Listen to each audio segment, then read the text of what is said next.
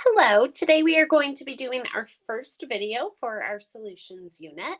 So the first thing that we will go over is some definitions that have to do with solutions, and then we will also be doing our main calculation for the unit, molarity.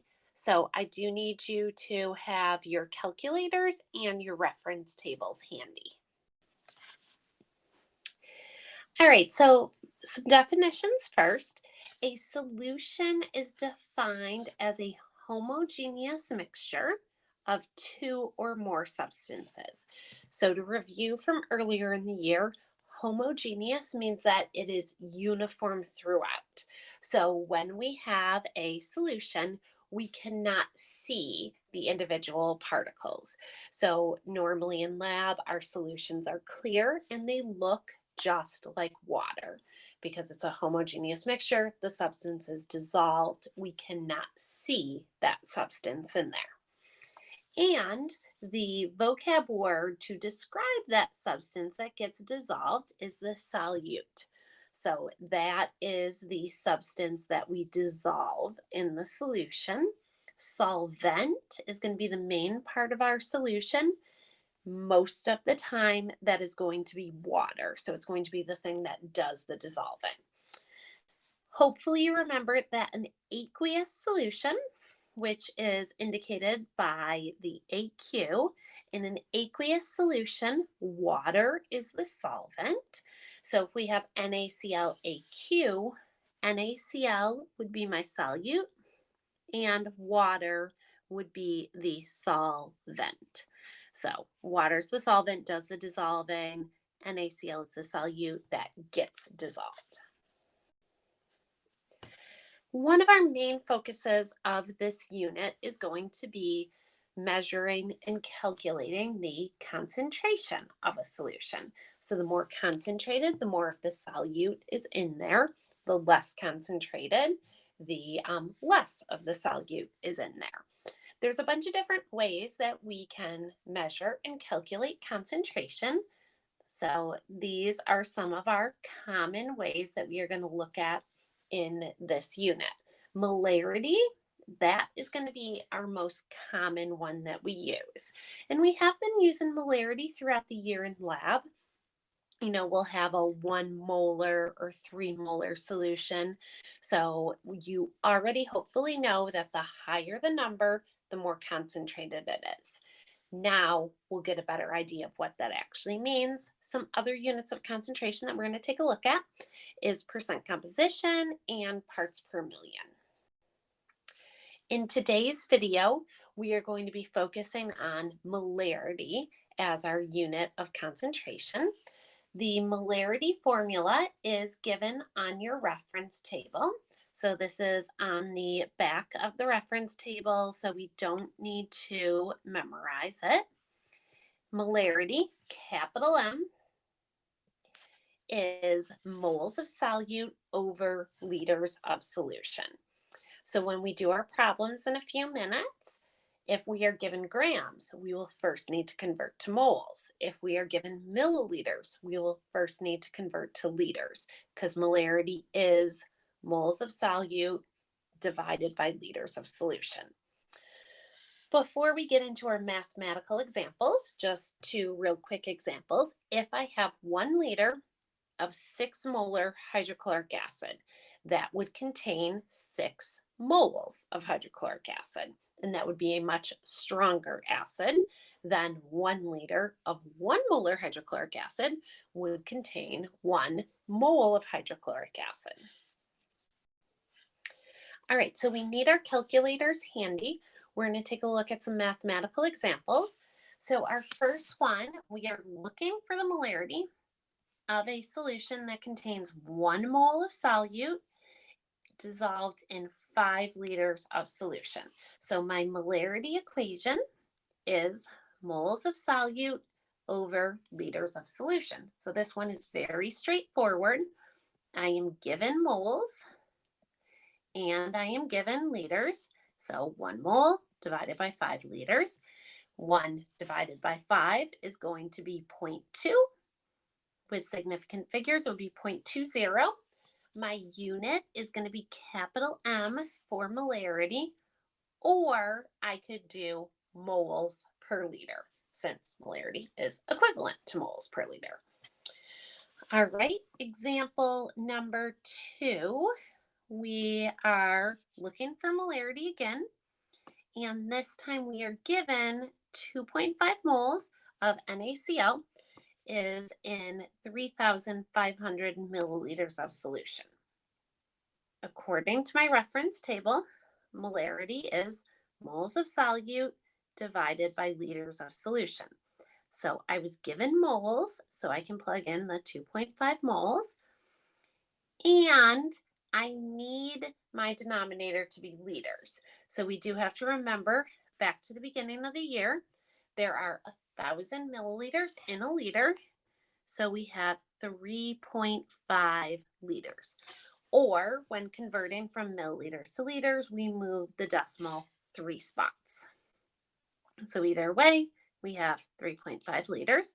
So then into our calculator, we just put in 2.5 divided by 3.5, and that gives us 0.714, but we would only want 2 significant figures, so we will round that to 0.71, capital M for molarity, or you could write moles per liter. All right, in our third example, again, we are looking for molarity.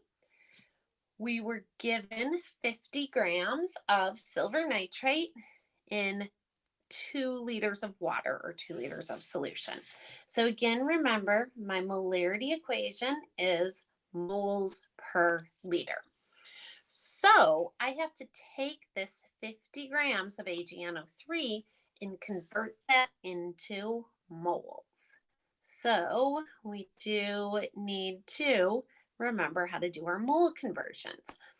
So we take what we're given, put it over 1, then we look up the mass of silver nitrate off of the periodic table. So I'm going to do that up top here. So silver, if we look that up on the periodic table, it has a mass of 107.9, and I only have 1 silver, so that'd be 107.9. I have 1 nitrogen. Nitrogen has a mass of 14.01, so we'll just do 14.0. Let's go to 1 decimal today. Oxygen, I got 3 oxygens. Each oxygen has a mass of 16. So then I do 3 times 16, which would give me 48. Okay, then I add up the 107.9 from silver, plus the 14 from nitrogen, plus the 48 from the 3 oxygens, and that gives me a gram formula mass of 169.9. So that's what I use to do my conversion, because that is the mass of 1 mole. So then I do 50 divided by 169.9. Once I put that into the calculator, I get 0.294, and that is just the moles of silver nitrate. Once I have the moles, now I can put it into my molarity equation, because molarity is moles, not grams, so I have to have my moles divided by my liters of my solution. So now I have the moles, which is 0.294, divided by 2 liters, and now that gives me 0.147 moles per liter for capital M for molarity.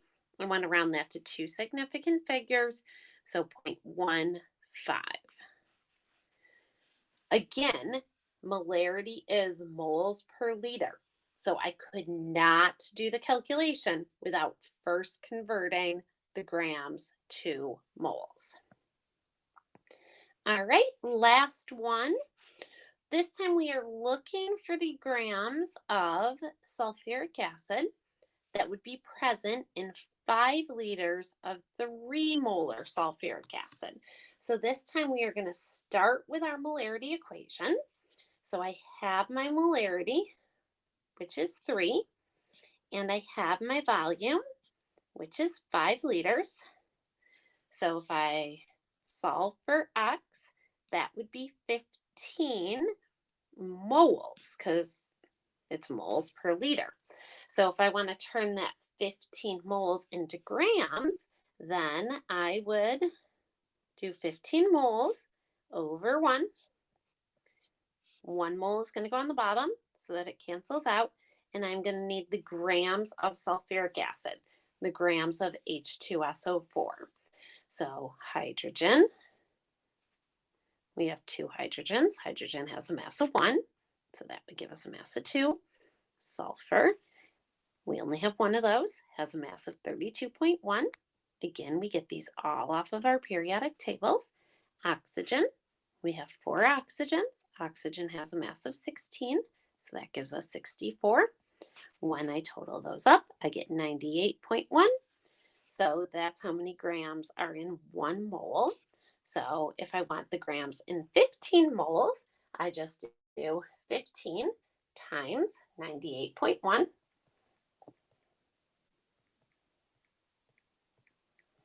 And that gives me 1,471.5 grams. But I do need significant figures. Those both have 2. So I would round this to 1,500 grams, and that would be my final answer. So important thing is molarity is moles per liter. That formula is on your reference table. So if they give you grams, you have to first convert to moles. If you're given milliliters, you have to first convert to liters because the formula is moles per liter. So we just have to watch out for that. And that gives us the concentration of a solution. The higher the number, the higher the molarity, the more concentrated the solution is.